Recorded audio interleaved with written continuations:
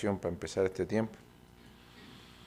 Padre, en esta hora vamos delante de tu presencia, Señor. Agradecido, Dios, que tú nos das la oportunidad de venir nuevamente a tu casa de oración para alabar y glorificar tu nombre, Señor, y acercarnos a tu palabra, Dios. Permita, Señor, tenga bien, Dios mío, que tu gracia y tu misericordia se derrame abundantemente sobre tus hijos acá y que nos dé la sabiduría necesaria para atesorar en nuestros corazones las enseñanzas que están en ella. Permite, Señor, que los hermanos que vienen en camino, Señor, sean apurados sus pasos y que puedan también disfrutar de las bendiciones de que acercarnos a tu palabra, Dios. Bendice este tiempo, Señor. Queremos darte a ti la gloria y la honra en todo lo que hacemos. Permita que así sea, Señor. En el nombre de Jesús te lo pedimos. Amén. Bueno, hermano, continuamos con el estudio de este capítulo 8 de la Confesión de Fe de 1689, de Cristo el Mediador. Estamos en el párrafo 4, página 17, el último párrafo de esa página.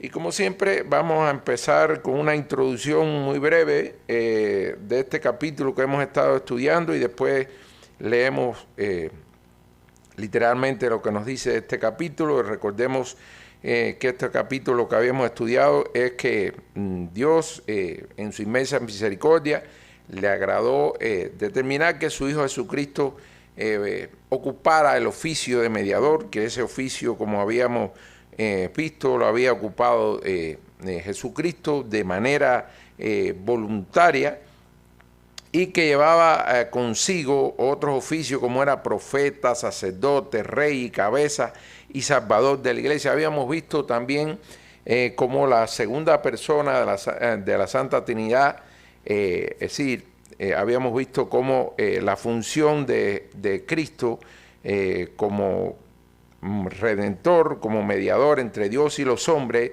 había cumplido con todos los requisitos necesarios para decir que Jesucristo es Dios y que Jesucristo es hombre. Eso lo habíamos visto en el párrafo 2. Y en el párrafo 3, lo que habíamos visto en la clase pasada, habíamos visto aspectos que tenían ya que ver con la naturaleza divina y humana en Cristo, cómo cada una permanecían de manera originalmente concebida, es decir, no se mezclaban, no se permanecían nítidamente separadas cada una de la otra, y aunque conviven en la misma persona, aún así conservan el propósito original con que Dios concibió que estuvieran así reunidos en una persona, dos naturalezas distintas. Hoy vamos a estar entrando en otro aspecto de lo que tiene que ver como Cristo como mediador, y vamos a ver, para empezar este cuarto párrafo, empezamos a darle lectura. Dice: el Señor Jesús asumió de muy buena voluntad este oficio, estamos refiriendo a ese oficio de mediador, y para desempeñarlo nació bajo la ley. Es importante esto, recordemos que nosotros nacimos bajo la gracia, pero Él nació bajo la ley, la cumplió perfectamente y sufrió el castigo que nos correspondía a nosotros. Sabemos que para ningún humano era posible cumplir con todos los aspectos de la ley. Sin embargo, Cristo dice que cumplió, y no solamente que lo cumplió, dice, lo cumplió perfectamente y sufrió el castigo que nos correspondía a nosotros, el cual deberíamos haber llevado y sufrido, siendo hecho pecado y maldición por nosotros. Es decir, Jesucristo fue hecho pecado. ¿Significa eso que Jesucristo fue pecador? No. Es lo que cargó con el precio que debíamos pagar con nosotros. Él cargó con esa carga nuestra y pagó un precio muy alto porque él pagó con sangre. Dice, siendo hecho pecado y maldición por nosotros. Y en el concepto de maldición, bueno, vamos a ver algunos aspectos de estos punto por punto, después un poquito más profundo, pero porque también dice que fue hecho maldición por nosotros. Recordemos que la muerte de cruz era concebida solamente para malhechores, con las penas más graves, es decir, los delitos más graves eran condenados a morir en la cruz. Bueno, así fue muerto nuestro Señor Jesucristo como si hubiera sido el más vil de los pecadores. Bueno, así lo condenaron y murió en la cruz.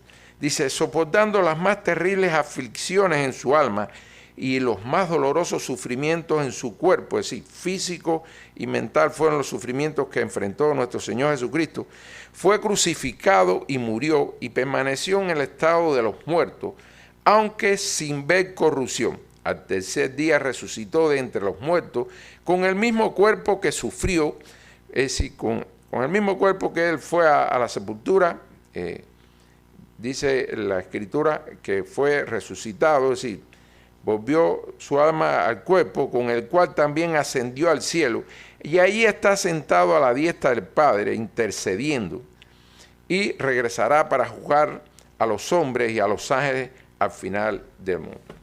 Bueno, vamos a empezar a ver algunas cosas un poquito por dentro de lo que nos dice este párrafo. La obediencia perfecta de Cristo. Miren, como dice al principio, dice que nació bajo la ley y la cumplió perfectamente. Solamente Cristo, con una obediencia tan perfecta como la de él, puede ser posible que cumpla todos los mandamientos.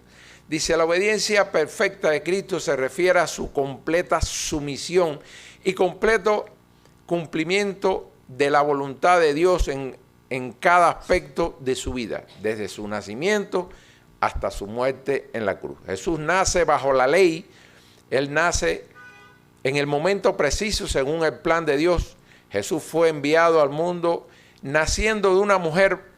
Sabemos que en la historia de la Biblia nos cuenta que fue la Virgen María de la cual nació Jesús, y sujeto a la ley mosaica para redimir a la humanidad. Fíjense como el plan perfecto de redención del Señor, es decir, Jesús nace en el momento exacto donde tenía que nacer y cumplió la ley a la perfección, y era la única manera que podía redimir a la humanidad, reconciliar al mundo con Dios, solamente ofreciéndose a sí mismo como propiciación por los pecados del mundo. Dice, miren lo que nos dice Gálatas 4:4, dice, mas cuando vino el cumplimiento del tiempo, es decir, cuando Dios determinó que era el momento preciso, Dios envió a su Hijo, nacido de mujer, nacido bajo la ley. Asimismo nos lo dice Gálatas. Mire, hermano, algunos textos que respaldan lo que nos declara la confesión de fe, los pongo como referencia, y en otros casos lo menciono en alguna diapositiva, pero realmente a veces demasiado contenido y por un problema de tiempo no los pongo, pero en casi todos los casos que hay un texto bíblico que respalda lo que nos anuncia la confesión de fe, lo pongo. Miren, en la obediencia perfecta de Cristo podemos ver dos aspectos, una obediencia activa y una obediencia pasiva. ¿A qué se refiere la obediencia activa? Jesús cumplió perfectamente todos los mandamientos. ¿Quién puede, algún ser humano, se puede acercar a la imagen de Cristo en ese sentido? Para nada, hermano. En todos fallamos siempre con algunos o con muchos de los mandamientos que establece la ley mosaica. Entonces, el único que lo pudo cumplir fue nuestro Señor Jesucristo. Por tanto, dice, Jesús cumplió perfectamente, no solo que lo cumplió, sino perfectamente todos los mandamientos de Dios, viviendo una vida justa y sin mancha. En Hebreos 4:15, mira lo que nos dice, porque no tenemos un sumo sacerdote que no pueda compadecerse de nuestras debilidades, sino uno que fue tentado en todo según nuestra semejanza, pero sin pecado. ¿Fue tentado Jesucristo? Sí, pero fíjese que como la propia Escritura nos dice, pero sin pecado, no se dio a ninguna de esas tentaciones. Dice también, en la obediencia pasiva, ¿a qué se refiere? Se sometió voluntariamente, hermano. No fue, él hubiera podido escapar de ese sufrimiento, pero voluntariamente se expuso para cumplir el propósito por el cual lo había enviado el Padre a la tierra. Dice, se sometió voluntariamente al sufrimiento y la muerte en la cruz, cargando el pecado de la humanidad para satisfacer la justicia divina. En Filipenses 2:8, mira lo que nos dice.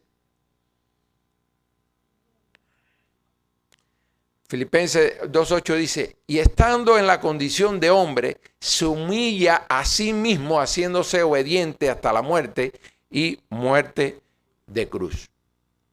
Miren, ustedes recuerdan que hay un texto que nos reafirma la obediencia voluntaria de Cristo, de someterse al sufrimiento. Recordemos cuando Jesucristo fue apresado ahí, que Pedro desenvainó su espada y le cortó la oreja a uno de los soldados que estaban en la comitiva que vino a apresar a Cristo.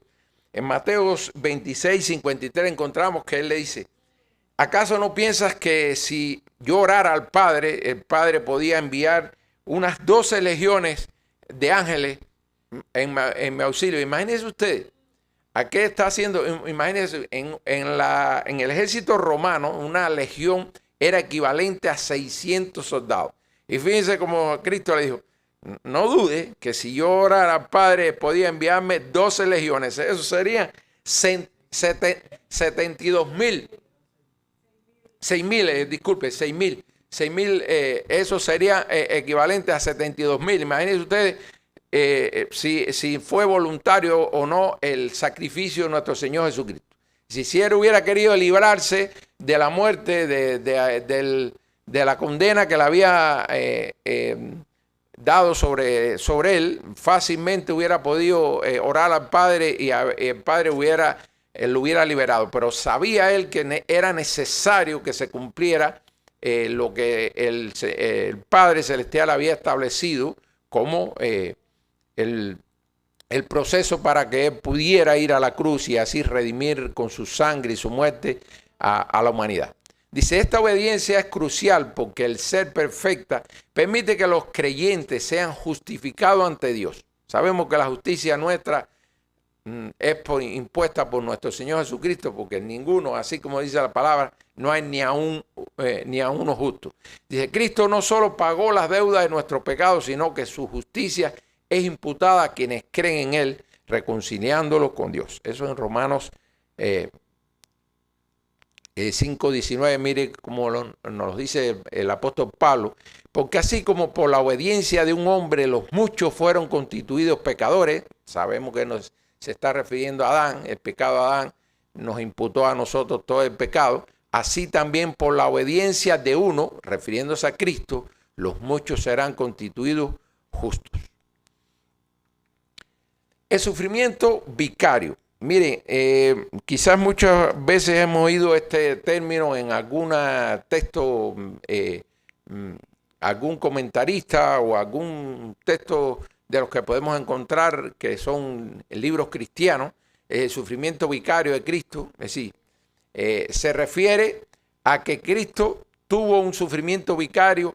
En lugar de nosotros, Él ocupó nuestro lugar, Él sufrió en lugar de otros como sustituto, tomando el castigo que nosotros merecíamos. Es decir, ese concepto de vicario se refiere a aquel, sobre Él tomó el pecado nuestro, cargó con nuestras culpas, sin Él merecerla, porque realmente Él era santo, Él era sin mancha, y sencillamente cumpliendo el propósito que le había dado Dios en el plan de redención, Él cargó con nuestras culpas.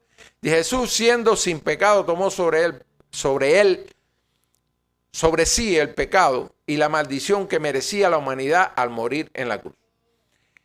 Esto no significa que Jesús se convirtió en pecador, sino, lo habíamos dicho al principio, sino que cargó el castigo del pecado y la maldición de la ley como sustituto, satisfaciendo la justicia divina. Miren cómo Corintios 5:21 nos ayuda a acercarnos a esta idea. Dice, al que no conoció pecado, por nosotros los hizo pecado. En Gálatas 3:13 dice, Cristo nos redimió de la maldición de la ley, hecho por nosotros maldición. Esto permitió que los creyentes fueran reconciliados con Dios, recibiendo su justicia y su redención. Jesús soportó la ira de Dios. Yo me recuerdo una vez, creo que fue el pastor, no sé, hermano, puede ser que me esté fallando la memoria, pero hizo una pregunta y dijo, ¿quién mató a Dios? ¿Quién mató a Jesucristo? Y ahí empezaron, no, Pilato, no, que los israelitas. Y el pastor nos dijo, no, era parte del propósito. Si Dios hubiera querido librar al Señor Jesucristo de la muerte, ¿ustedes creen que no lo hubiera hecho? Hermano, pero era el propósito, era el plan perfecto ideado por nuestro Padre Celestial, que así fuera, que sucediera. Por tanto, desde que Jesucristo nació, se hizo hombre, ya estaba sobre él la sentencia que el Padre había determinado que fuera parte de ese plan de redención. Por tanto, esa ira que debíamos haber recibido nosotros por nuestra falta, nuestros pecados, el Señor Jesucristo la cargó sobre Jesús. Dice, Jesús es el siervo sufriente. Dios permitió el sufrimiento y la muerte de Cristo como una ofrenda expiatoria para el pecado. Era la única manera que de una sola vez, con un solo sacrificio, se satisfaciera el plan perfecto de redención del Señor, se pudiera aplacar la ira de nuestro Dios. A través de su sacrificio, Cristo lograría la redención, vería frutos, el linaje espiritual, los redimidos, y cumpliría plenamente la voluntad de Dios siendo exaltado. Miren lo que nos dice Isaías 53:10. Con todo eso Jehová quiso quebrantarlo, sujetándolo a padecimiento. Fíjense, repito, con todo esto Jehová quiso quebrantarlo. Es decir, era el plan del Señor que así, de esa manera, Jesucristo tuviera que padecer para poder cumplir con el propósito por el cual había venido a la tierra. Dice, cuando haya puesto su vida en expiación por el pecado, verá linaje y vivirá por largos días, y la voluntad de Jehová será en su mano prosperada. Si se dan cuenta, en cada texto que la confesión de fe nos declara, hay versículos bíblicos que con mucha claridad nos respaldan lo que la confesión de fe nos dice. Dice, Jesús sufrió tormentos espirituales y físicos. Asimismo nos lo dice la confesión de fe. Dice, hecho pecado y maldición por nosotros, soportando las más terribles aflicciones en su alma y las más dolorosos sufrimientos en su cuerpo. Sí, sufrimientos espirituales y físicos. Recordemos cuando él estaba ya casi a la hora de que fuera entregado y sabiendo él lo que le esperaba, como la propia Biblia nos dice que lloró y que sus lágrimas eran como gotas de sangre. Médicamente o científicamente esto solamente puede ser posible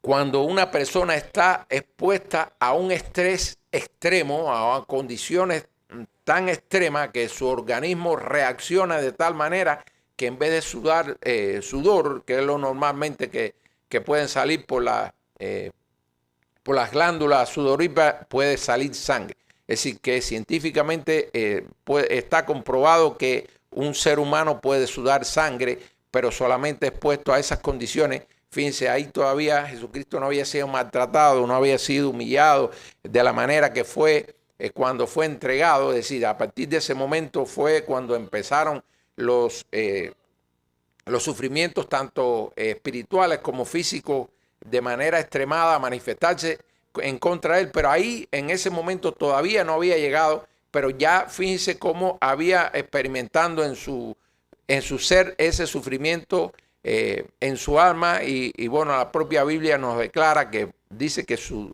sudor y sus gotas de sudor eran como gotas de sangre.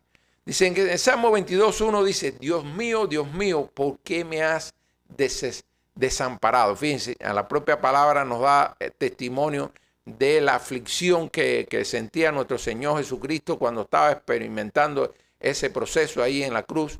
Dice, describe el profundo sufrimiento de Cristo en la cruz. Este salmo citado por Jesús en Mateo 27:46 refleja su angustia espiritual al experimentar la separación de Dios, al cargar el pecado de la humanidad. Ahí estaba él sufriendo lo que nosotros debíamos sufrir por nuestros pecados. Dice, en varios textos de la Biblia se hace referencia a los tormentos físicos como golpes en la cara, los azotes, la crucifixión y el reparto de sus vestiduras. Sí, hay diferentes versículos que nos acercan a esa historia, que dan testimonio del proceso tan doloroso que sufrió nuestro Señor ahí en su crucifixión. Este sufrimiento, tanto físico como espiritual, fue parte de un sacrificio expiatorio. Es decir, era necesario, era parte de ese plan perfecto de nuestro Señor, Dios Todopoderoso, que su Hijo amado tuviera que pasar por ese proceso.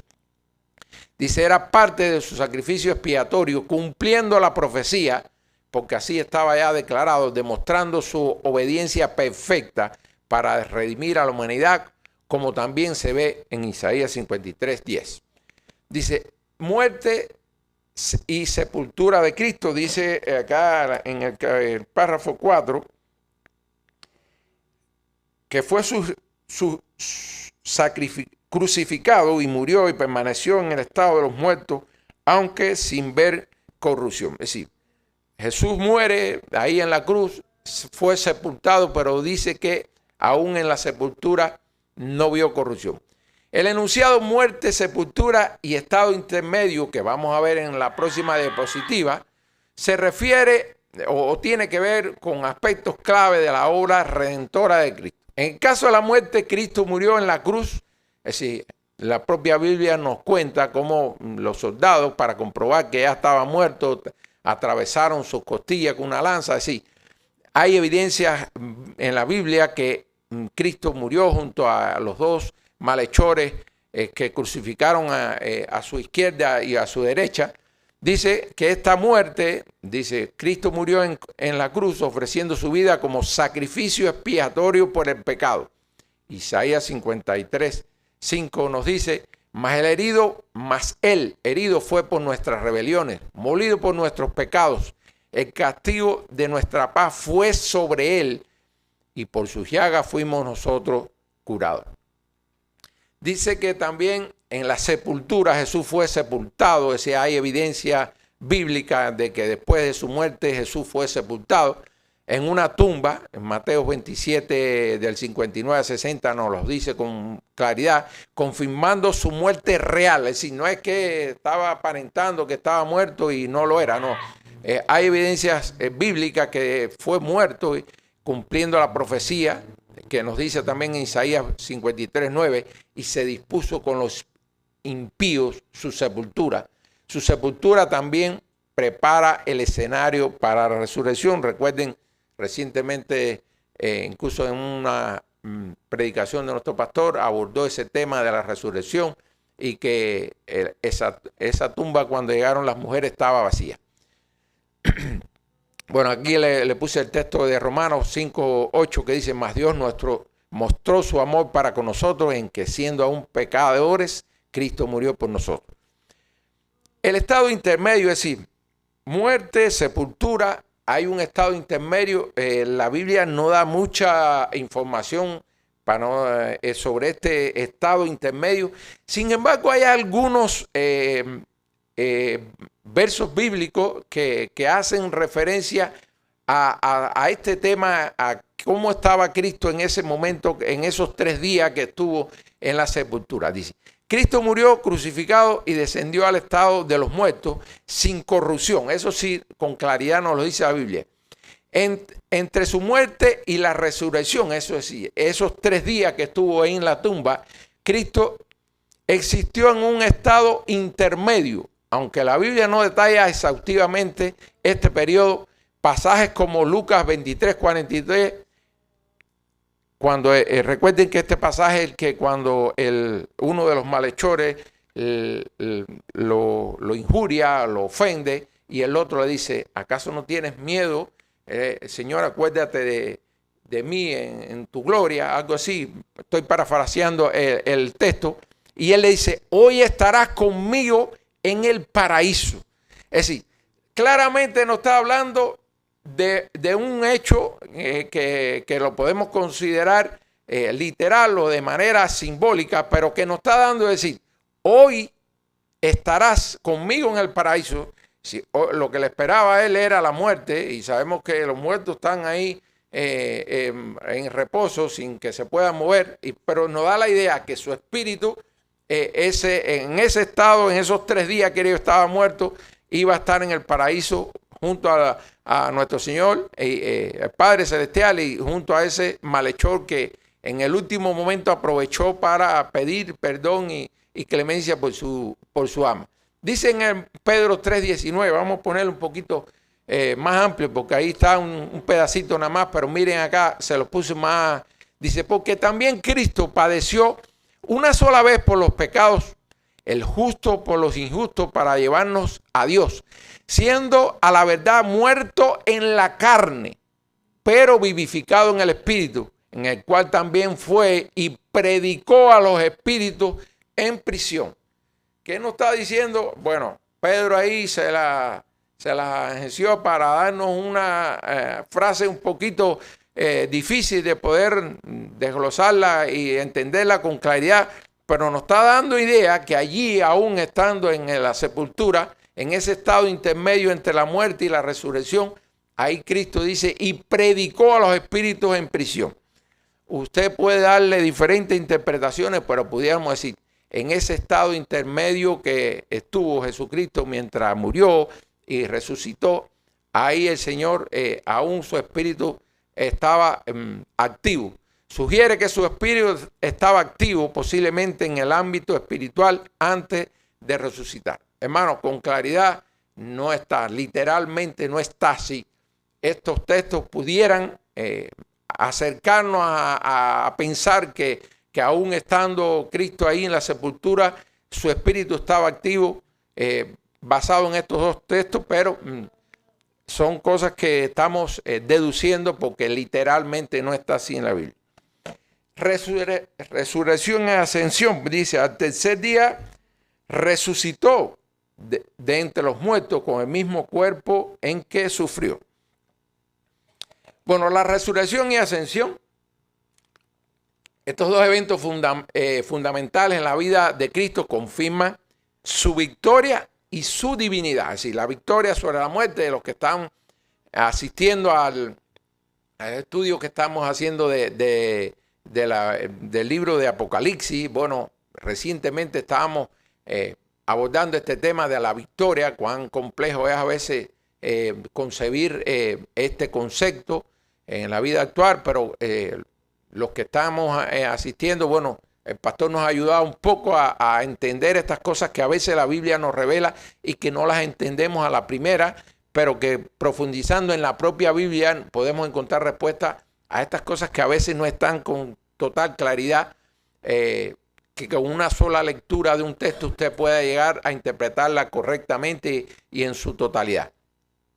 Dice, sí, la victoria porque se consumó su victoria sobre la muerte, y su divinidad en el sentido que solamente ese aspecto de su vida, sí, de esa doble condición que él tenía, humano, divino, le permitió ascender a la diestra del Padre. Es decir, la resurrección, Cristo resucitó entre los muertos al tercer día, en Mateo 28:6 y en 1 Corintios 15:4 hay textos que lo dicen con claridad, venciendo el pecado y la muerte, su resurrección valida su sacrificio y prueba su poder divino. Solamente Él puede ascender. Además, no dice, se montó en una nave espacial y se fue. No, fue ascendido, y dice que después una nube lo ocultó y se perdió en las profundidades del cielo. Dice, y garantiza la esperanza de vida eterna para los creyentes, porque la propia Biblia nos dice que se fue y se sentó a la diestra del Padre y que ahí intercede permanentemente por sus hijos, por su pueblo. De la ascensión, 40 días después Jesús ascendió al cielo, es decir, después de los 40 días de resucitar, Él asciende al cielo. En Hechos 1 del 9 al 11 nos da testimonio de eso, donde fue exaltado a la diestra de Dios. Filipenses 2:9 lo afirma con claridad. La ascensión marca su retorno a la gloria divina. Recuerden que la propia Biblia nos dice la gloria que antes de la fundación tuvo en nuestro Señor Jesucristo. En ese momento vuelve sobre él su intercesión como sumo sacerdote, que lo podemos encontrar en Hebreos 4:14, y el envío del Espíritu Santo. Es decir, con ese proceso o esa parte del del plan de redención con su ascensión, su regreso a la diestra del Padre, a recibir la gloria que antes tuvo, se consuman totalmente el propósito que había traído a la tierra. Y sobre todo recuérdense que él le había dicho a sus discípulos: es necesario que yo me vaya, pero no lo dejaré solo, le enviaré al Consolador, refiriéndose al Espíritu Santo. Miren cuántas cosas se consumaron con su ascensión. Junto a estos eventos culmina la obra redentora de Cristo, asegurando la salvación y estableciendo su autoridad eterna. Miren acá Hechos, el texto que le había referido anteriormente, dice: habiendo dicho estas cosas, viéndolo fue alzado y lo recibió una nube que le ocultó de sus ojos. Y estando ellos con los ojos puestos en el cielo, entre tanto que él se iba, he aquí que dos varones con vestiduras blancas se pusieron junto a ellos, los cuales también le dijeron: varones Galileos, ¿por qué estás mirando al cielo? Este mismo Jesús que ha sido tomado de vosotros al cielo, así vendrá como le habéis visto ir al cielo. Ahora fíjense cómo termina este cuarto párrafo en un verbo en eterno presente, porque dice que después de que ascendió, volvió y regresó con el mismo cuerpo que también, dice, con el cual también ascendió al cielo, y ahí está sentado a la diestra de su Padre, intercediendo. Fíjense, intercediendo, no que intercedió o que va a interceder, no intercediendo, no está dando, no está usando un verbo que está en un eterno presente, es decir, de manera permanente está intercediendo, y regresará para juzgar a los hombres y a los ángeles al final del mundo. Es decir, por eso es que decimos intercesión presente, es decir, no es que en algún momento jugó ese papel, ese oficio, y que ya no lo está haciendo como sumo sacerdote, sino que eternamente lo está cumpliendo. Dice: las obras de Jesús no terminó en la cruz, ahora intercede por su pueblo continuamente. Respaldado por Romanos 8:34, que es donde dice: también intercede por nosotros. Y Hebreos 7:25 dice: viviendo siempre para interceder por ellos. Fíjense cómo estos textos nos declaran con total transparencia este hecho de que permanentemente Jesucristo está jugando de ese papel de sumo sacerdote. Destaca la intercesión presente de Cristo como sumo sacerdote. Aunque la muerte de Cristo en la cruz fue el sacrificio perfecto que pagó por el pecado, su obra redentora continúa en el cielo. Romanos 8:34, bueno, nos lo dice con claridad, declara que Cristo resucitado a la diestra de Dios intercede por nosotros, presentando su sacrificio ante el Padre en favor de los creyentes. Hebreos 7:25 añade que puede salvar perpetuamente a los que por él se acercan a Dios, viviendo siempre para interceder por ellos. Esta intercesión implica que Jesús aboga continuamente por su pueblo, asegurando su salvación, protegiéndolos en sus debilidades y mediando para que tengan acceso a la gracia divina. En resumen, la intercesión presente de Cristo muestra que sus obras no se limitó a la cruz, sino que sigue activa, sosteniendo y defendiendo a su pueblo ante Dios eternamente. El regreso final de Cristo, que así termina este párrafo, dice: regresará para juzgar a los hombres y a los ángeles al final del mundo. Cristo volverá como juez y juzgará a los hombres y a los ángeles. ¿A qué ángeles? A los ángeles caídos. Según Mateo 25, 31 y 32, Cristo volverá como rey y juez, separando a las naciones como ovejas y cabritos, determinando su destino eterno basado en su respuesta a él. Sabemos que en la Biblia nos lo dice con transparencia: unos serán para muerte y otros para vida eterna. Por tanto, puede decir, se juzgará ese papel de determinar el destino de cada uno de esos dos grupos. En Timoteo 4:1 afirma que juzgará a vivos y muertos, incluyendo a los ángeles. Judas 6 también se refiere a eso, ejecutando justicia divina con autoridad absoluta. La culminación de su obra redentora, la segunda venida, completa el plan de salvación, es Es decir, eso es lo único que le falta para darle cumplimiento total a ese plan de salvación, a esa obra redentora que el Señor Jesucristo vino a cumplir. Su segunda venida completará ese plan de salvación. A juzgar, Cristo establecerá plenamente su reino, erradicará el pecado y la muerte. Corintios 15, 24, 26 se refiere a ese. Y consumará la redención de su pueblo, glorificándolo y renovándolo. Y renovando la creación. Apocalipsis 21, 1 y 5, del 1 al 5, ahí podemos encontrar respaldado esta afirmación. En resumen, el regreso de Cristo como juez finaliza su obra redentora, trayendo justicia, restauración y la plena manifestación de su reino eterno. Hermano, casi que me sobraron dos o tres minutos. Estoy mejorando de tiempo. Bueno, hermano, le damos gracias al Señor. Le pido que nos acompañe en una oración para terminar este tiempo. Padre, gracias por este tiempo en que nos dedicamos a estudiar este documento que nos acerca a las verdades que a veces no podemos ver con una simple lectura en tu palabra, Dios mío, y que nos ayuda a comprender cómo tu plan perfecto de redención estuvo concebido para que no le faltara nada al Señor y para que tu obra fuera consumada en la persona de Cristo. Asimismo, para que fuera glorificado y recibiera la gloria que antes de la fundación del mundo tuvo tu Hijo amado, nuestro Señor Jesucristo. A ti te damos la gloria, Señor. Te pedimos que tú bendigas el resto de este servicio, Señor, y que tú seas glorificado en todo. En el nombre de Jesús te lo pedimos.